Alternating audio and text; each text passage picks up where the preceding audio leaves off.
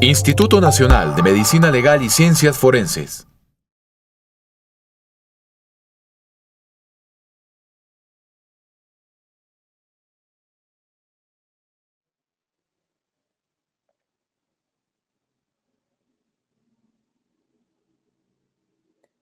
Muy buenos días, mi nombre es Zoraida García, les saludo con mucho gusto y con mucho agradecimiento por haberme invitado a este Congreso Internacional de Ciencias Forenses.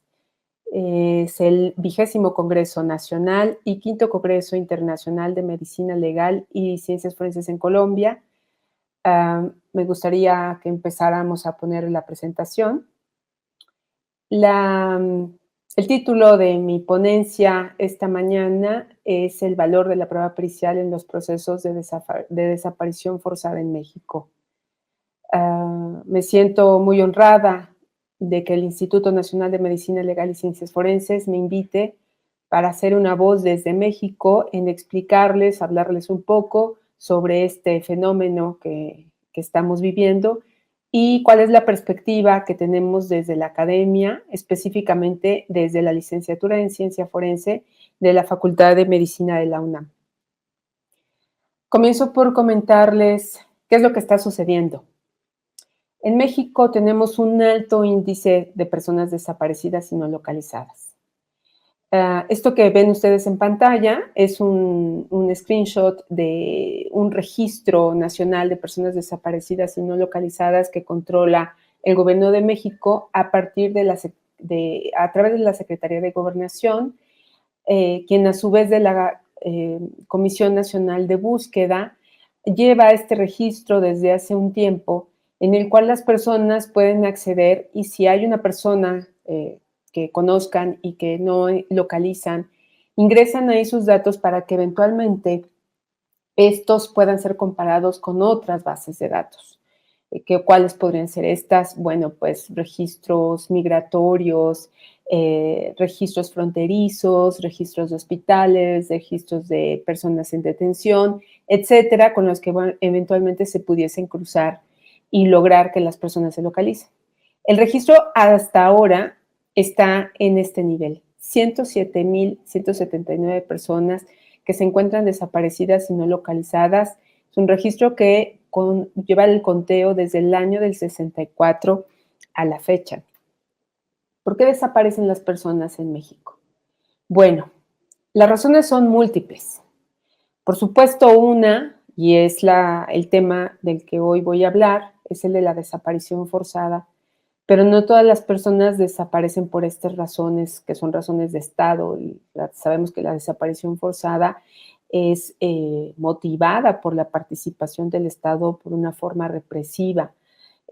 Pero también las personas desaparecen por otros motivos. Puede ser por la comisión de otros delitos, como puede ser el homicidio, el feminicidio, la trata de personas, el secuestro. Hay personas que deciden desaparecer en forma voluntaria, migrantes o quienes sufren algún accidente en la vía pública, sus cuerpos no son identificados y de pronto pues los llevan a las morgues y de ahí sin identificar a las fosas comunes y se quedan en ese estado de persona no identificada pues por mucho tiempo, si no es que para siempre.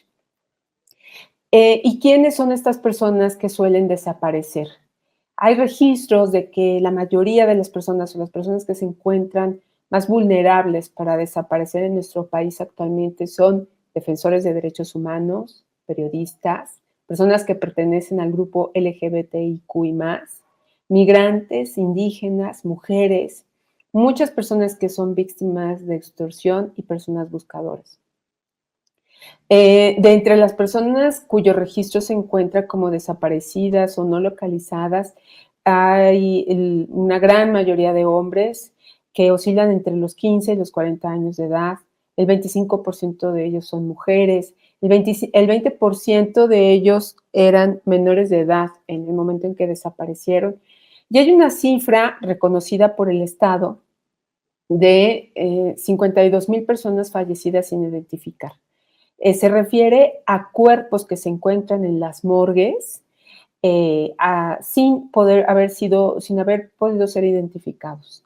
Y esta cifra es lo que se ha traducido últimamente en lo que se ha dado en llamar la crisis forense.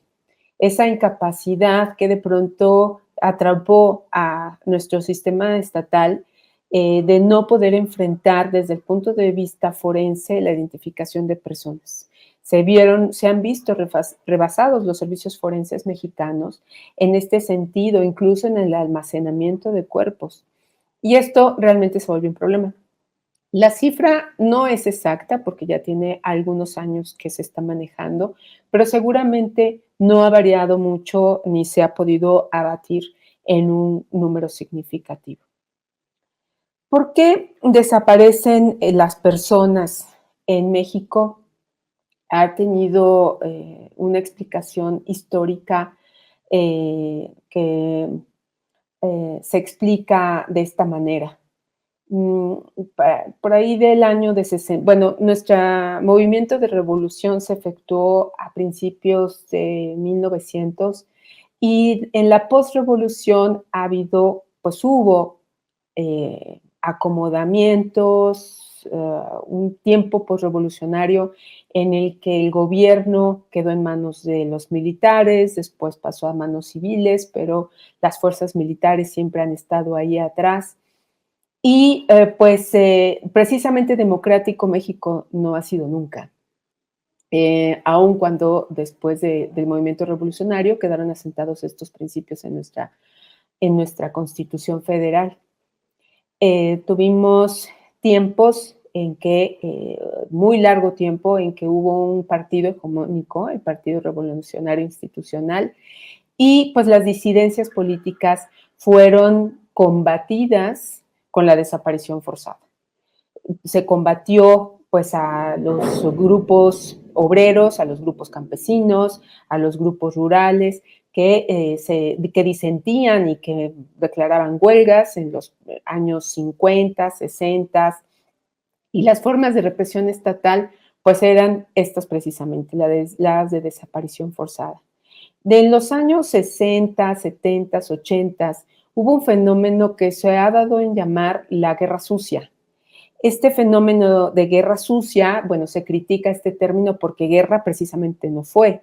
La guerra en principio es entre iguales y en la guerra hay enemigos. Y aquí se trataba de represión política en contra de campesinos, disidentes, principalmente, y obreros. Entonces hubo movimientos de guerrilla en el estado de Guerrero, en el estado de Chiapas, en Oaxaca, también al norte del país, que fueron reprimidos de esta manera. Ese periodo no ha tenido una fase de resarcimiento en la paz y en los sentimientos del pueblo mexicano. Pero bueno, quedó ahí como esa primera fase llamada la Guerra Sucia. En los años 90, pues hubo las personas que principalmente fueron desaparecidas fueron indígenas, pues precisamente por esos intereses económicos de las grandes empresas que con aquiescencia del Estado, pues logran este movimiento y desplazamiento de grupos indígenas para la explotación de bosques. Y a partir del año 2000 hubo un cambio importante político en nuestro país, dejó de haber un partido hegemónico y empezó a haber la competencia política por el poder.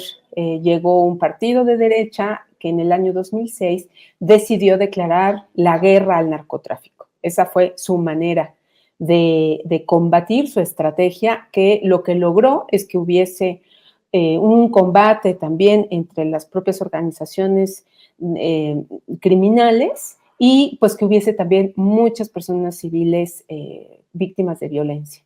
Entonces creció en una forma desmesurada toda la violencia y lo que se llamó las víctimas colaterales, que eran todas esas personas civiles que no tenían que ver con los grupos de crimen organizado. Entonces se recrudeció y sigue así nuestro fenómeno de desaparición forzada.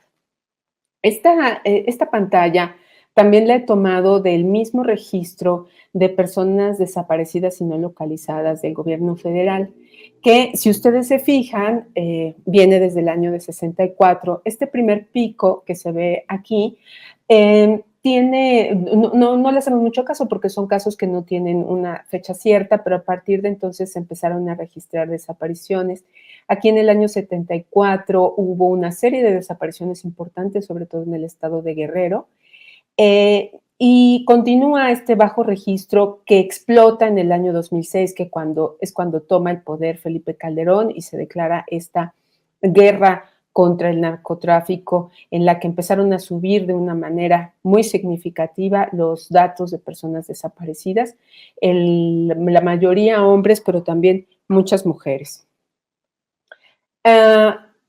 Bueno, a ver, esto no significa que realmente hayan sido muy pocas las desapariciones, sino que tampoco hubo registros porque no había sistemas de denuncia, ¿no? No existían las condiciones políticas ni un sistema de justicia que permitiera estas denuncias, aunque sí hubo muchas movilizaciones sociales y de personas buscadoras para exigir justicia.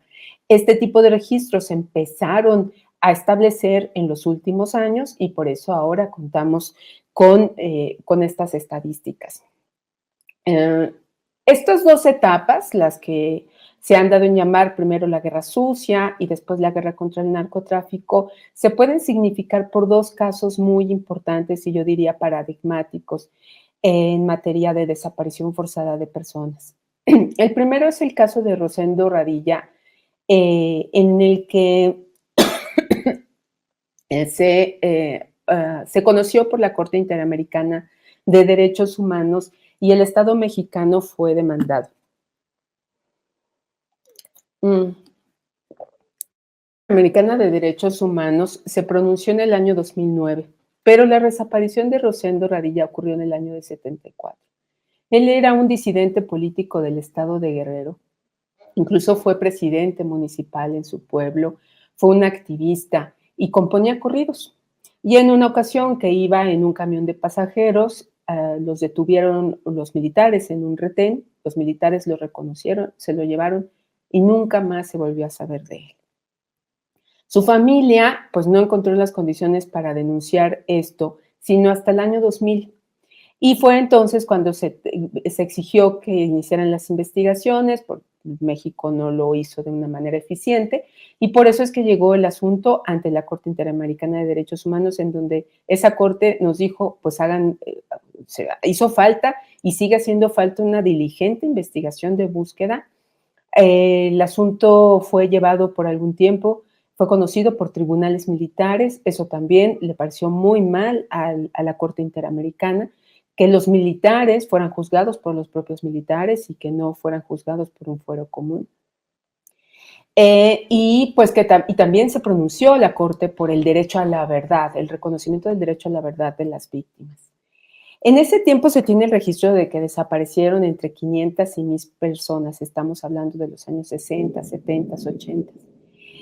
El año pasado recién se creó la Comisión para el Acceso a la Verdad, el Esclarecimiento Histórico y el Impulso a la Justicia, que tiene como misión emitir un informe dentro de 2 años a más tardar, en el que se haya investigado todos los fenómenos de desaparición que ocurrieron en ese periodo, pues para que con esa relatoría se pueda resarcir a las familias, a las personas buscadoras respecto de estas desapariciones. Todavía hay personas vivas que estuvieron desaparecidas y que de una forma temporal y que son testigos de todo lo que ocurrió en ese entonces. En cuanto al segundo periodo, el periodo de la guerra contra el narcotráfico, el caso del que ya conoció la Corte Interamericana de Derechos Humanos y en el que se pronunció en el año 2018 es el caso Alvarado Espinosa contra México. En este también México fue condenado por su responsabilidad en la violación de derechos humanos. Estos 3 primos fueron privados de la libertad de manera ilegal por parte de militares en operativos en el estado de Chihuahua, que es un estado que se encuentra al norte del país. En el sexenio en que comenzó esta guerra contra el narcotráfico, del 2006 al 2012, se tiene el registro de que hubo alrededor de 200,000 muertos, 60,000 desaparecidos e incontables fosas clandestinas. Estamos hablando de cifras que son comparables con un estado de guerra civil, en el que hemos estado insertos desde ese entonces. El asunto de Ayotzinapa, que todos ustedes conocen, la desaparición de 43 alumnos de la Normal Rural de Ayotzinapa, fue un asunto paradigmático que marcó un antes y un después en materia de visibilización de la desaparición forzada en México. Fue en el año 2014 en que el Estado desapareció a 43 muchachos que estaban en la ciudad de Iguala, en el estado de Guerrero, como escucharán recurrentemente, ese estado que se encuentra al sur de mi país, siempre convulso, siempre guerrillero, siempre protestando y también siempre reprimido. Es un asunto que llamó la atención no solo a nivel nacional, sino internacional, y que obligó al Estado pues, a efectuar tareas de búsqueda. ¿En dónde están esos muchachos? Y empezaron a hacerse excavaciones buscando en fosas clandestinas que las propias familias y los pobladores del Estado alrededor de la ciudad de Iguala tenían identificadas.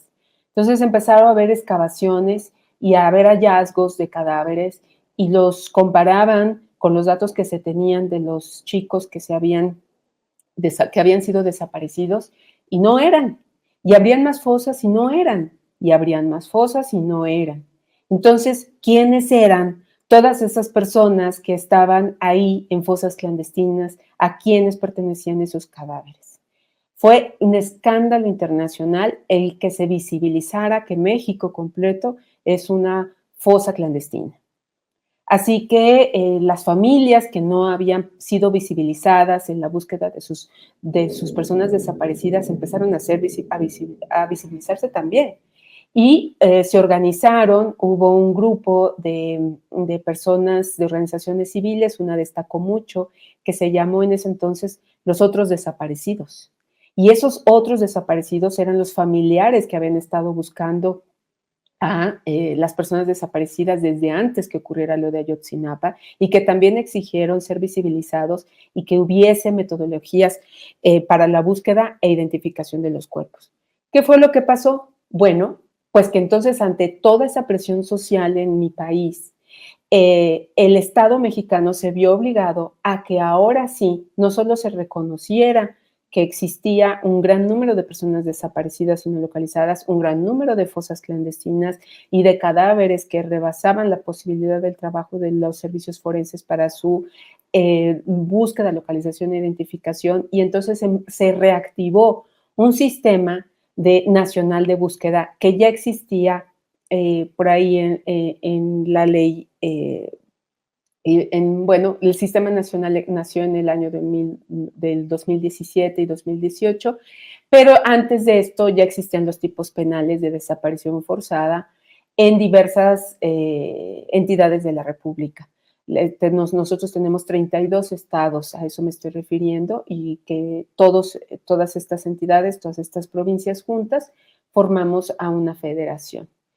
Entonces, bueno, se emitió un protocolo homologado para la búsqueda de personas en el año 2020, que era muy importante porque las personas empezaron a buscar a sus familias con las herramientas que pensaban que eran necesarias, palas, picos.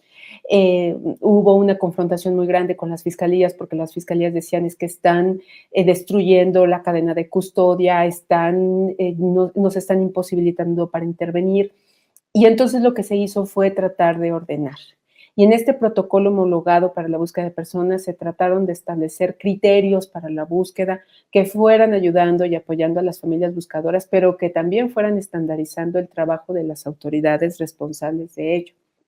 Este protocolo se emitió y se socializó con las personas buscadoras, con las organizaciones civiles, pero también con la academia. Nosotros desde la licenciatura en Ciencia Forense participamos opinando y desde el 2020 contamos con este protocolo que tiene como fin estandarizar los sistemas de búsqueda y de identificación.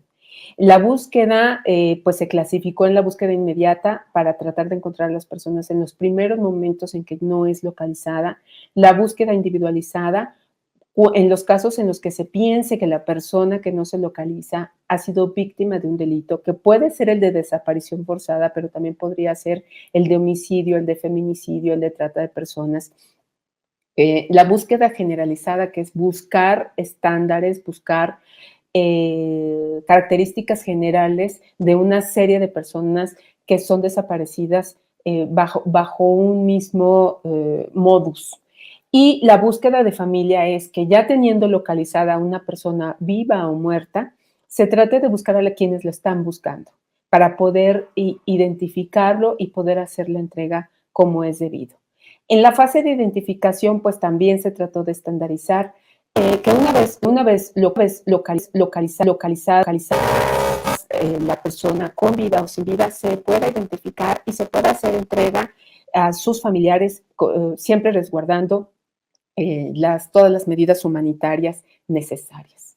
Al año siguiente, en el año 2021, se trabajó en un protocolo adicional para la búsqueda de niñas, niñas y adolescentes, de manera que se tuviera pues criterios adecuados para este grupo de personas que también desaparecen y que necesitan de ciertas medidas que tomen estos criterios diferenciados. Y también este protocolo fue socializado con niños, niños y niños buscadores, que también los hay, porque si estamos hablando de 107,000 personas desaparecidas, imagínense multiplicado ese número por todas las personas, familias que los están buscando, es enorme. Ahí también hay niños, niñas y adolescentes. Y también la academia participó opinando sobre estos protocolos. ¿Qué derechos se violan cuando se desaparece a una persona? Pues muchos. Es un concurso de violaciones a derechos humanos y uno de los primeros es la personalidad jurídica. Se impide que las personas puedan ejercer sus derechos en todos los sentidos. Por supuesto, pues se les impide de gozar de condiciones de detención humana si es que han sido detenidos, de gozar de no sufrir de tortura ni penas, tratos crueles, inhumanos o degradantes, de poder preservar su integridad personal y su vida, la seguridad y su dignidad, gozar de un juicio justo, de tener una vida familiar y sobre todo de tener acceso a la verdad y de ser buscado. Hoy día hablamos en México del derecho a la verdad y también del derecho a ser buscado, que es un derecho que se puede materializar a través de todos estos procesos. A las familias les ha interesado, en primer lugar, buscar a las personas, porque y el tema de la responsabilidad penal ha quedado en segundo término. ¿Por qué? Porque lo más urgente es saber en dónde está mi ser querido y poderlo regresar a casa. Sin embargo, es muy importante también la judicialización de este tipo de hechos. Y podemos identificar tres caminos: el del proceso penal, el del juicio de amparo y de la violación a derechos humanos, tanto a nivel nacional como a nivel internacional.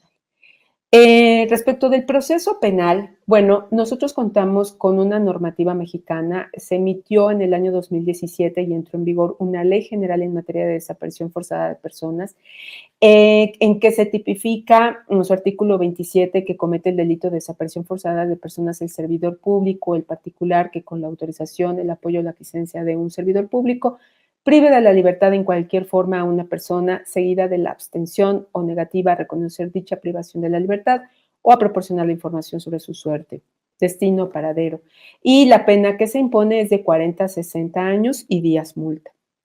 Las agravantes que prevé esta norma es que la víctima muera durante la desaparición, que la víctima sea niño, niña, adolescente, mujer, mujer embarazada, discapacitada o persona mayor, negar la entrega del nacido de una víctima durante su desaparición, que la víctima sea migrante o afrodescendiente, indígena, defensora de derechos humanos, periodista, miembro de una institución de seguridad pública, que lo cometa esta desaparición su superior jerárquico, superiores, y que los autores sean sus familiares.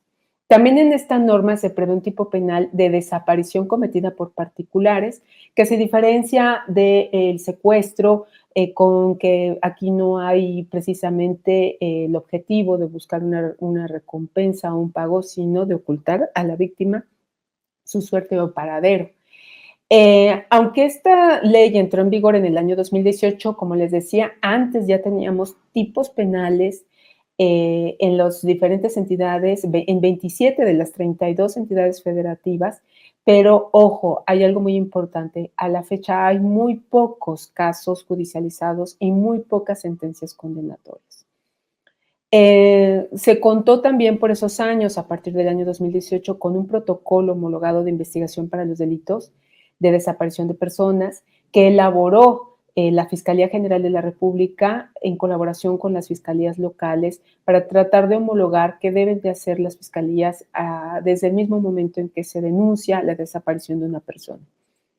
Y bueno, en coadyuvancia y en colaboración con todas las demás autoridades buscadoras que se encuentran señaladas en el Sistema Nacional de Búsqueda, que también su composición está dispuesta en esta ley que les comento.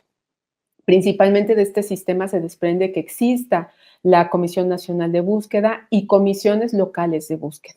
Esta ha sido su creación y su consolidación ha sido muy lenta. La Comisión Nacional está haciendo un trabajo importante, las comisiones locales también, pero se han venido integrando muy poco a poco. ¿Cuántas sentencias tenemos dictadas al momento? Que es a lo que quiero arribar, porque mi tema es hablar sobre la valoración de la prueba y sobre la importancia de las ciencias forenses en materia de desaparición de personas. Bueno, hasta el 26 de noviembre del 2021, en que se emitió un informe del Comité de la ONU en materia de desaparición forzada, gracias a una visita que nos hicieron, este informe señaló que a esa fecha teníamos entre 2 y 6% de los casos judicializados y que existían 36 sentencias emitidas. Yo la verdad he buscado las 36 sentencias y no las localizo, no identifico cuáles son esas 36 sentencias que se dice que se dictó.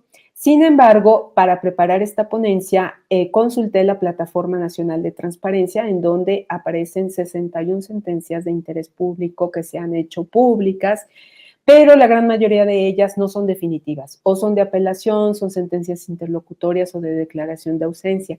De estas 61, 10 me parecieron interesantes porque sí son de fondo, sí hacen valoración de prueba, sí entran a los hechos los jueces y hacen una relación de todos los elementos probatorios que fueron importantes.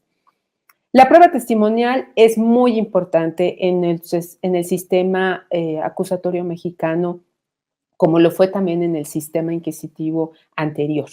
Se pensaba que con el sistema acusatorio la prueba científica iba a tomar una mayor importancia. Claro que la tiene, pero la verdad es que las sentencias se basan mucho en las testimoniales y en el caso de la desaparición de personas, pues en esas testimoniales que hablan sobre que depone la víctima indirecta para el reconocimiento de los acusados, los agentes de investigación criminal, en donde se habla del modus vivendi de las personas desaparecidas, en donde se confirma la detención y la localización de cuerpos cuando se trata de personas que han perdido la vida.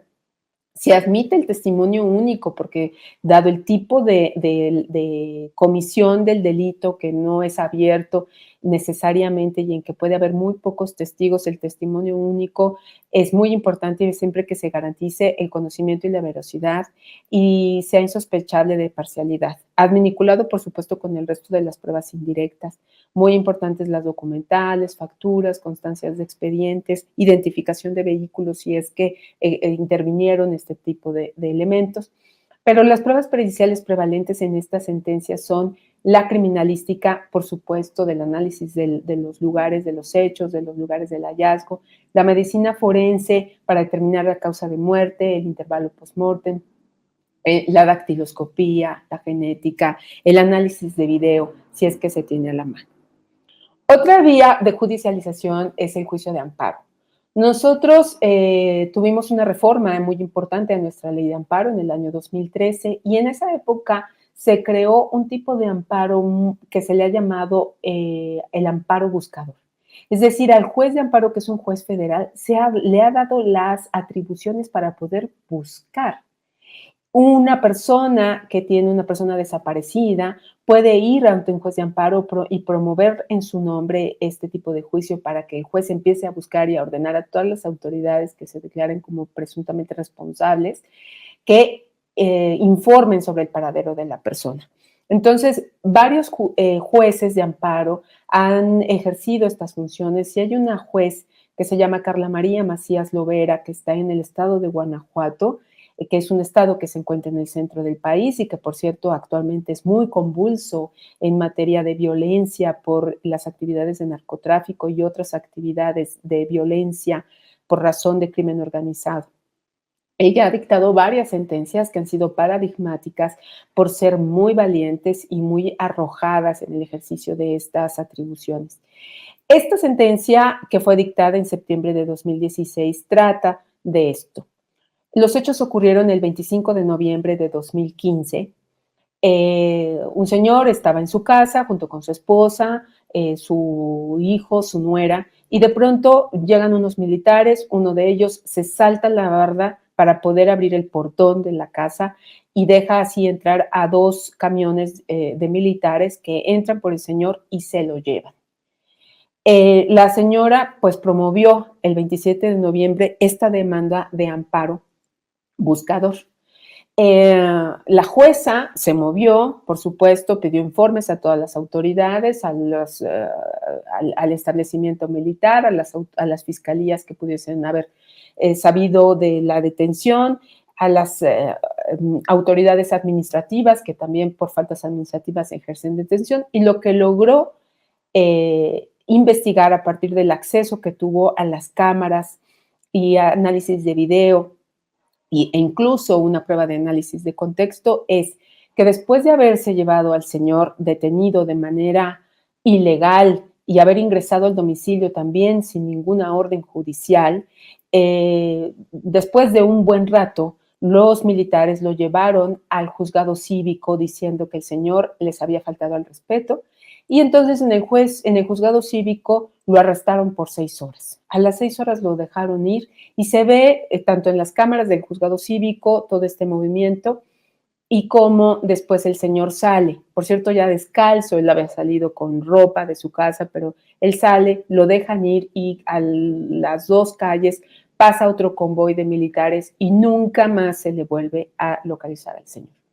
Entonces, la jueza se pronuncia por estas violaciones. Es evidente que se violó el domicilio, que hubo una privación ilegal de la libertad, que hubo irregularidades de actuación de autoridades civiles, que se cometió desaparición forzada por parte de los militares, que se viola la integridad personal de la esposa. La esposa ha sido desplazada, ya se cambió de domicilio, mataron a su nuera, se viola el acceso a la justicia y la obligación de realizar investigaciones efectivas. Y entonces, entre las medidas que dispone la jueza, hay medidas de reparación, de satisfacción y de restitución. De reparación son la propia sentencia y la divulgación de la sentencia. De satisfacción ordena que haya una verdadera investigación del delito de desaparición forzada.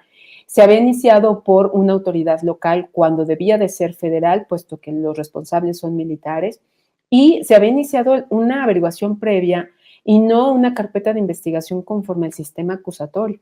Eso es importante porque pues no aplican las mismas reglas. Entonces se ordena también que se aplique el sistema acusatorio.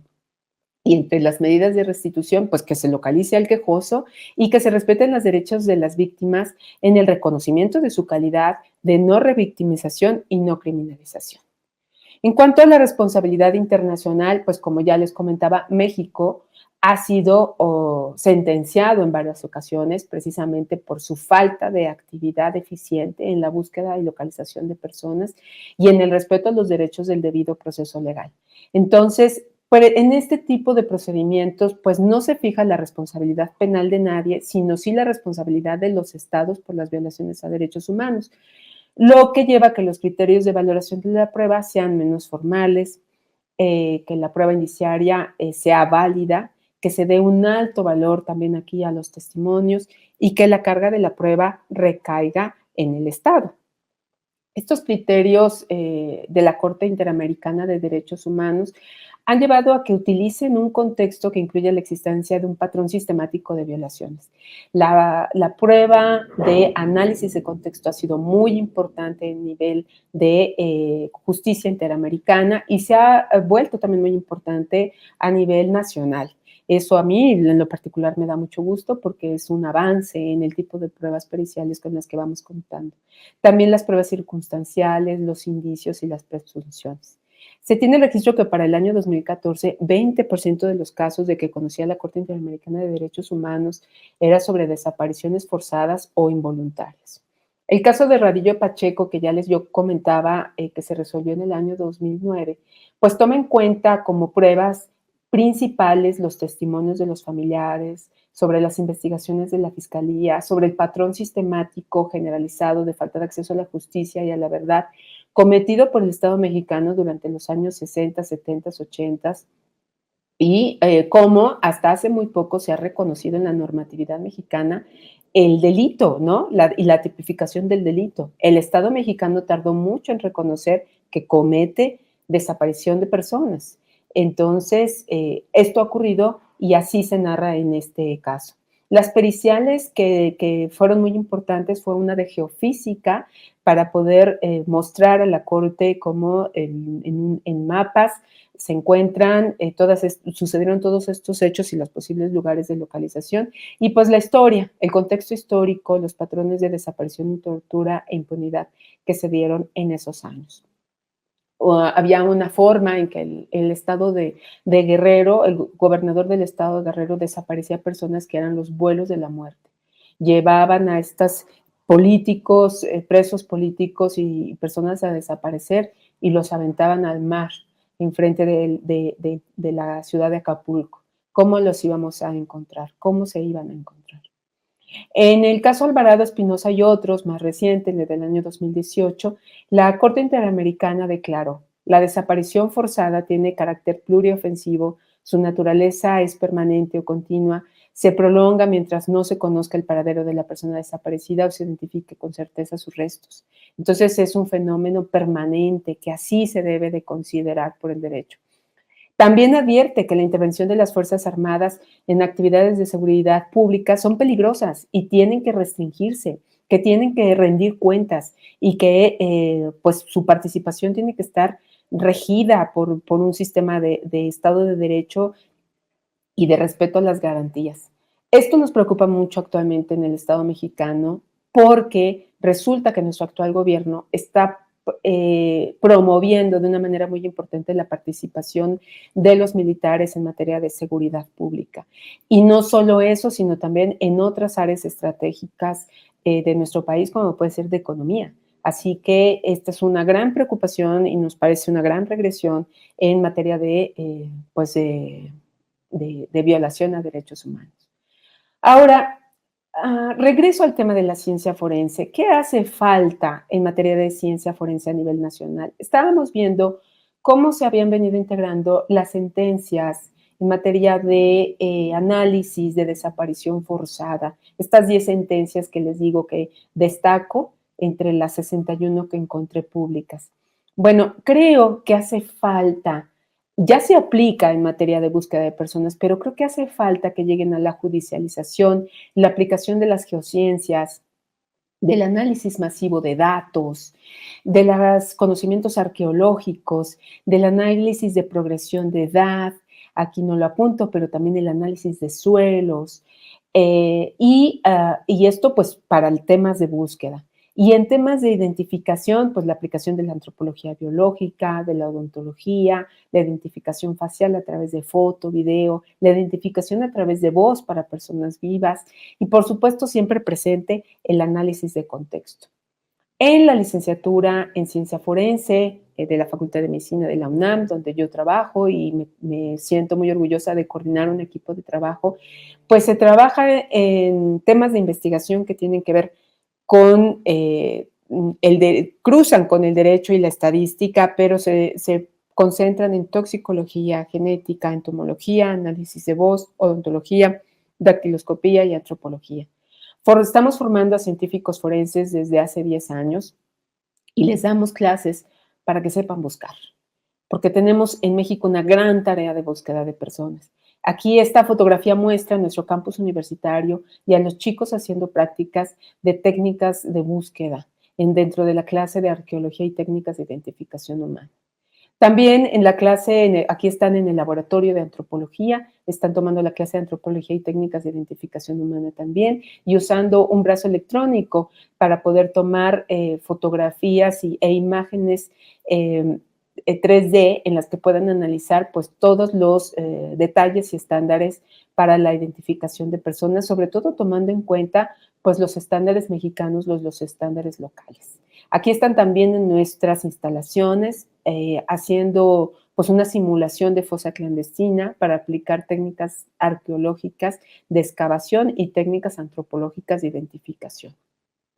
También les damos una clase que se llama Dimensión Social de las Violencias, rutas metodológicas para la elaboración de peritajes de contexto, que se aplican para analizar las violencias. Estas, por supuesto, la de desaparición de personas, pero muchas otras que también aquejan a nuestro país. Hemos iniciado colecciones biológicas en materia de osteología, de huellas digitales, odontológicas, entomológicas.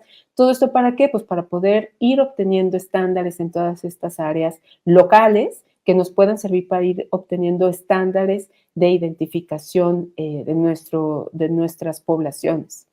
Tenemos proyectos que redundan sobre NN, estándares de identificación humana, trabajando sobre cómo estandarizar fosas comunes, panteones en general y poder ir obteniendo pues todos estos datos de identificación a través del sexo y otros parámetros antropofísicos.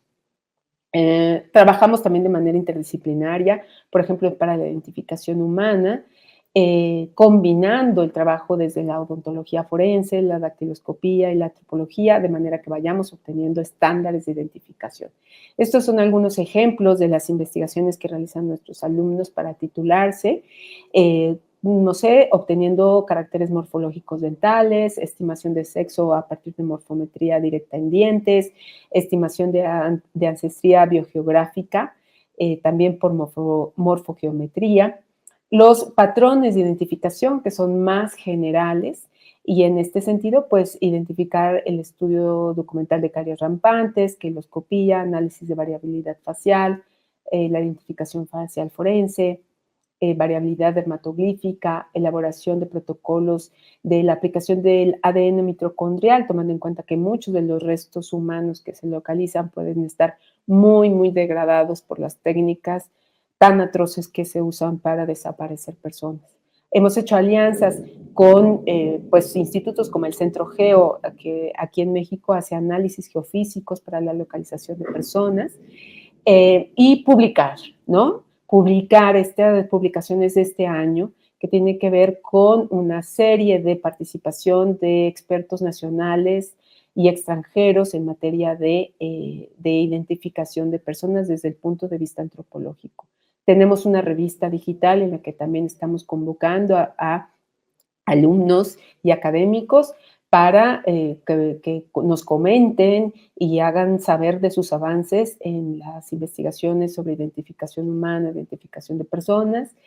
Y esta es una guía que también publicamos en este año, guía basada en evidencia para la búsqueda de personas desaparecidas, la que conocemos nosotros como guía Busca. Tenemos otras publicaciones, por ejemplo, en colaboración con GIS de Alemania, que ha invertido en nuestro país para poder impulsar la investigación e información de personas en materia de identificación, búsqueda e identificación de personas, aquí desde la lingüística forense y desde la aplicación del ADN mitocondrial para muestras muy, muy degradadas, y otras publicaciones en otras temáticas sobre identificación facial forense o de características dentales para la identificación de personas. Por último, también nuestros alumnos están publicando hay esta es una publicación de 2 egresadas que trabajan en la Comisión Nacional de Búsqueda y que están trabajando con la búsqueda masiva de personas a través del análisis de archivos de inhumaciones de fosas comunes, en donde es muy frecuente que las personas desaparezcan doblemente, ¿no? No nada más por la primera desaparición que han tenido, sino por la desaparición administrativa que es causada por las autoridades que se encargan de las inhumaciones. Eh, nuestros egresados están trabajando en lugares en donde el trabajo de búsqueda e identificación es muy importante, como la Comisión Nacional de Búsqueda, la Comisión de Búsqueda de la Ciudad de México, el Centro Regional de Identificación Humana que se acaba de crear precisamente para tratar de abatir ese rezago de crisis forense de que les he hablado, de personas que no se han identificado, aunque ya contemos con sus cuerpos. En la Comisión Ejecutiva de Atención de Víctimas, que se dedica precisamente a atender y reconocer los derechos de las víctimas y apoyarles en la búsqueda. En la Comisión de la Verdad del caso Ayotzinapa, en el Centro Nacional de Planeación, Análisis e Información para el Combate a la Delincuencia, en la Comisión de Derechos Humanos de la Ciudad de México, la Fiscalía General de la República, la Defensoría de la Pública a nivel federal, la Cruz Roja Mexicana, Elementa Derechos Humanos, que es una organización también de activistas de organizaciones civiles, junto con el equipo mexicano de antropología forense, la Fiscalía General de Justicia de la Ciudad de México y la Consejería Jurídica y Servicios Legales de la Ciudad de México. Ahí están nuestros egresados, ahí se están viendo las primeras aportaciones que puede hacer la licenciatura en Ciencia Forense de la Facultad de Medicina ante un problema tan grave que nos aqueja, que es el de desaparición de personas, específicamente el de desaparición forzada de personas. Nosotros en México no estamos en un sistema de justicia transicional en el que se estén resarciendo los derechos por violaciones pasadas. Estamos viviendo en una violación constante a los derechos humanos de las personas. Justo antes de comenzar esta ponencia, estaba yo recibiendo un mensaje en el que me estaban diciendo: desapareció el hijo de un activista en Coyuca de Benítez, en Guerrero. Nuevamente, un desaparecido. Todos los días están desapareciendo personas en nuestro país por diversas circunstancias y el trabajo forense crece y crece. Agradezco mucho la posibilidad de la intervención esta mañana con ustedes y quedo a sus órdenes.